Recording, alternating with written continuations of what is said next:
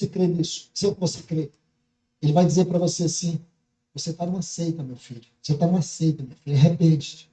Será que você não quer arrepender, irmãos? Porque Jesus que disse, eu edificarei a sua, não, a minha, a igreja dele. E as portas do inferno não prevalecerão. Desde que você se coloca debaixo de uma instituição religiosa, as portas do inferno já estão prevalecendo. Entende isso?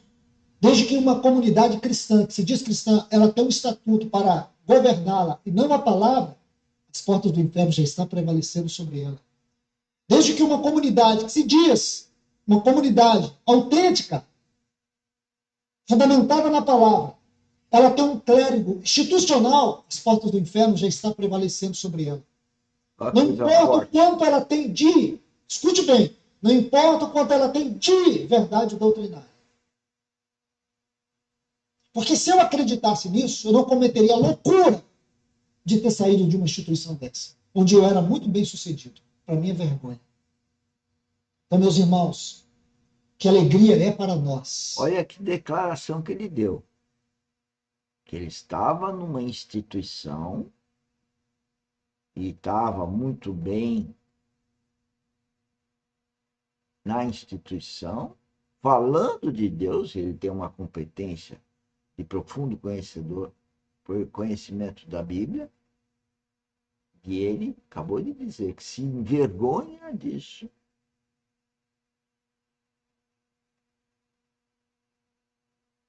Veja como é a vida espiritual, senhor. A vida espiritual é de arrependimento. É de limpeza, de purificação. Veja esse testemunho dele. Poder reunir nesta manhã, unicamente debaixo do nome do Senhor Jesus. Assim como nós. E poder dizer que nós somos a sua igreja. Nós não somos a igreja daquele ou daquele outro. Nós somos a igreja dele. E se eu ou qualquer um outro aqui, um dia, tentar desviar 1 milímetro disso, com certeza, vai ficar envergonhado em cima desse culto.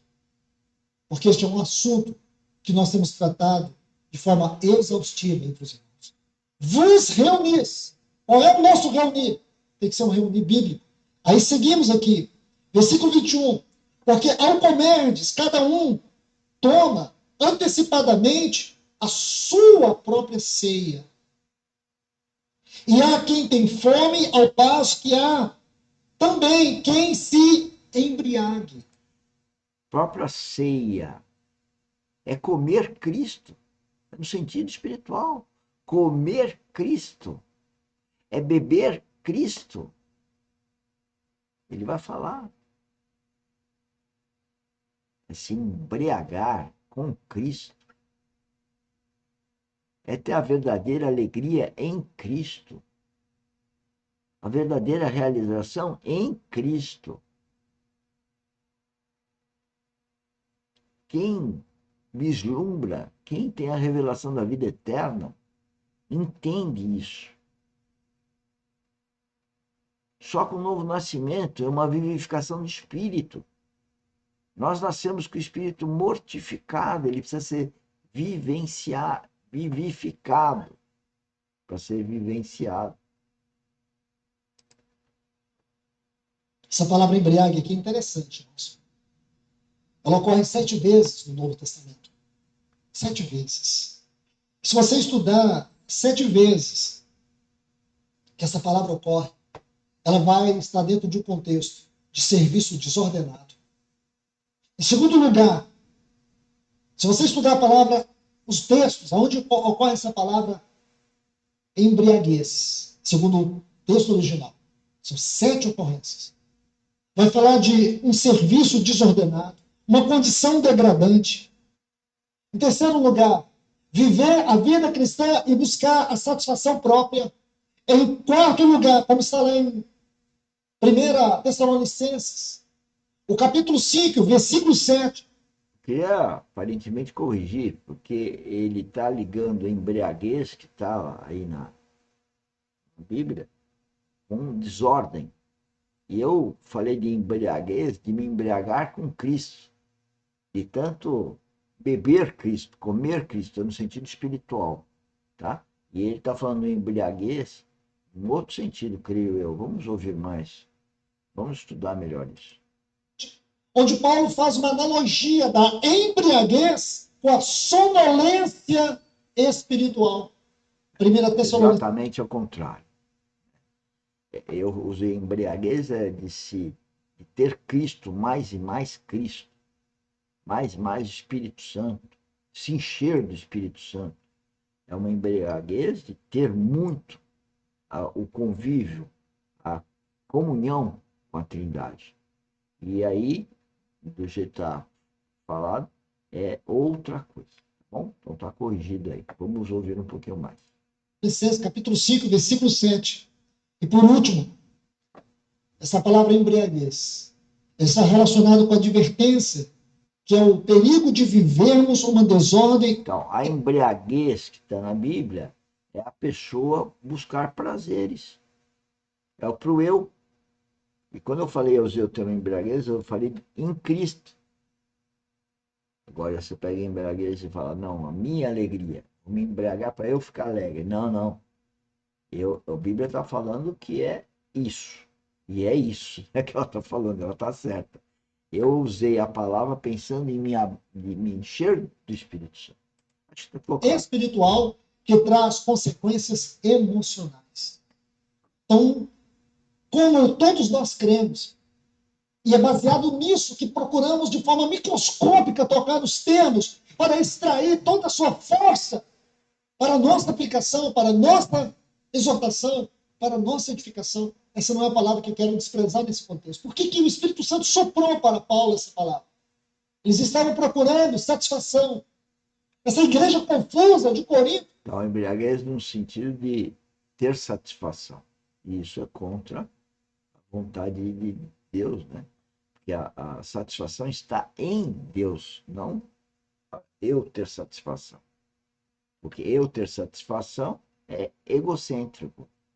E a vontade tem que ser de Deus, portanto, nós temos que ser cristocêntricos. De um serviço desordenado. Essa palavra é como se ela fosse um sinônimo da realidade espiritual dos irmãos em Corinto. Irmãos, quando estava estudando esse ponto, estava me lembrando, e falo isso com muito cuidado, porque jamais eu quero transparecer arrogância, que nós somos a igreja que está certinha. Nós não estamos certinhos, irmãos. A gente sabe o caminho certo. Agora, andar nele é um grande desafio. O caminho que nós sabemos está muito claro para nós. É fácil andar nele? Não é. Não é. Não é mesmo. Manter os irmãos... Senhores, diariamente o inimigo fica assolando a vida de um filho de Deus com os mais próximos. O próprio marido, a mulher, os filhos, os netos, os pais. Ele, o inimigo, usa todos que estão próximos daquele que nasce de novo. E quanto mais que aquele que nasce de novo caminha numa ascensão espiritual, mais ele ataca através das pessoas mais amadas daquele Filho de Deus. Manter os irmãos focados na doutrina, Cristo, a igreja, a cruz, o reino, são os fundamentos doutrinários da fé cristã. Nós chamamos os 4 fundamentos doutrinários daquilo que nós temos aqui no Novo Testamento. E depois nós temos Atos 2, 42, os fundamentos práticos. A palavra, a comunhão, o partir do pão e as orações. Manter os irmãos nisso não é fácil. Fácil, sabe o que é, irmãos? Campanha de 7 dias para você comprar o seu carro novo esse ano. Campanha de 7 dias para as irmãs engravidar. Tudo por eu. Campanha de o quê? Campanha de Daniel, campanha de Abraão, campanha não sei do quê, irmãos.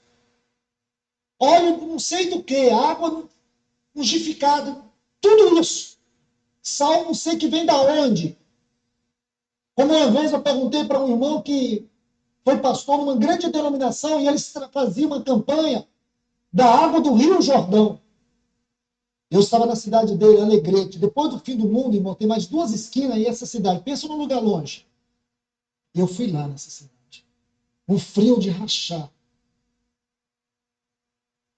E aí eu estava naquele momento ali, aquele irmão, eu perguntei para ele, irmão, seja sincero, quando você estava nessa denominação, você fazia essas campanhas da